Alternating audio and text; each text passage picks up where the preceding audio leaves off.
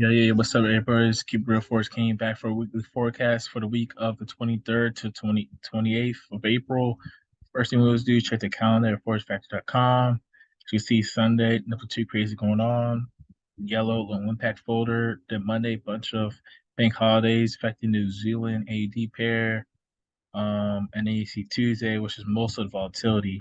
You see some low impact during London session. You got the all day bank news, well, bank holiday, so the euro's going to be kind of slow. But then you get into Asian session, you see a lot of volatility, high impact news. Then Wednesday overall, mostly yellow folder, some medium impact for the New York session for the USD pairs. Then you get the Thursday, which is during the New York session, high impact news for the USD pairs, respecting these volatility, and also with the JPY pairs be like some decent volatility as well. On Friday, there's a lot of different news events throughout the day from London to New York session. You can see the volatility, but definitely New York Open 8:30, high impact news for the CAD and USD. So decent news events throughout the week, minus the bank holidays. So let's check the charts. So gold. So right now, gold ended the week a little bearish, but I'm still looking for overall buy opportunities. So this week, I'm trying to see how the market reacts to the 78.6 zone area and the 100% zone area. If we come down for a full retracement back up, or if we begin our retracement back up, since we did reject off the 78.6, we could gradually come back up. But if we decide to come back down and retest, if we break the 100% zone area, then we know we're going back down for a downtrend. So all depends how the market reacts to this zone area. We can either respect the zone and go up or break it and come down. So all depends for gold. But right now, currently for buy opportunities, GBP USD. Right now, currently looking for buy opportunities on this pair. As you can see, last week came down but came back up. So we could really start a continuation back up to test the high gradually this week, or we could retrace down back around the zone area, respect it, we'll come back up and try to create a high. But if we come back down and break the zone area, then I want to start looking for sell opportunities. But right now, look for buy opportunities for GP USD, GP JPY. Currently, for it's been an uptrend, but currently trying to wait for a better opportunity for a buy. I might wait till it comes back down to the zone area to look for buy entries back up. But we can literally do a continuation and come back up and create a new high and come down and shoot back up. So all depends how the market reacts on Monday.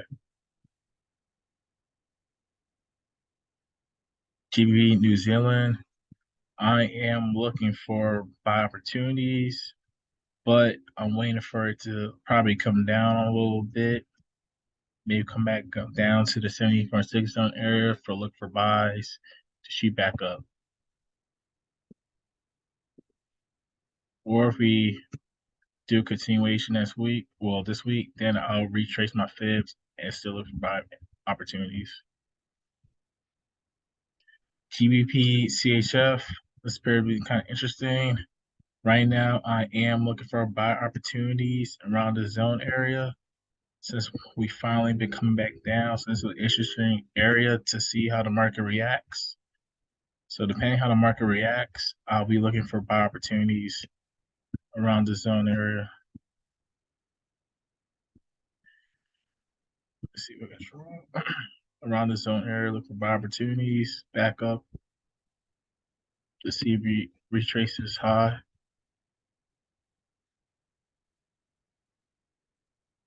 And then AUD we've been on downtrend. So I am trying to see for the retracement back up and then look for the sell to ride back down. But if that doesn't happen, I will still overall look for sell opportunities, retrace my fibs. Once I see it come down more, it's gonna come back up before it shoots back down. Euro New Zealand. So this pair, I'm looking for pretty much waiting for the buy opportunity. It's been a rally right now, so we could literally, potentially come down for retracement before we shoot back up, or we could literally come down a little bit and shoot back up, and then really come back down. So it all depends. Overall, it's uptrend, so look for buy opportunities. And the Euro CHF is kind of messy.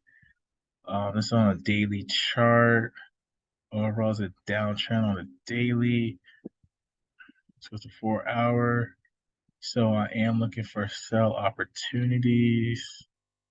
Maybe if it comes back up around the zone, look for sells, write it back down, potentially. Or we could literally come back down as well. And US 30, I'll see how the market reacts on Monday. But last week, pretty much we're looking for buys. But as you see, we've been kind of retracing down. So we can literally play around, come back up, or decide to break the zone and come back down. So I'll wait till Monday to see how the market plays out with the structure. And then for Euro USD uptrend, so you're trying to see if we're going to do a breakout back up to the top, or we're going to break out, come back down, and then start to shoot back up. But ultimately, looking for buy opportunities because we are uptrend. And last but not least, New Zealand USD. Overall, looking for sells. I could potentially look for opportunities for it once it trace back up to eventually look for the sell opportunity to ride it back down, or market literally could consolidate and shoot down, and then I have to wait for the tracing back up to catch a sell, move back down. But ultimately, this is a trade I gotta be patient on. Either wait for it to come back to the 78.6 to the 100% zone area, where you could take the buy back up, or you wait for the sell opportunity to ride it back down. So it depends on your preference. And that's pretty much it. Definitely be cautious with the news events this week and be mindful of the big holidays. That's going to decrease volatility in the pair. Like, comment, subscribe. Let me know what you think. Right now, we out here. Peace.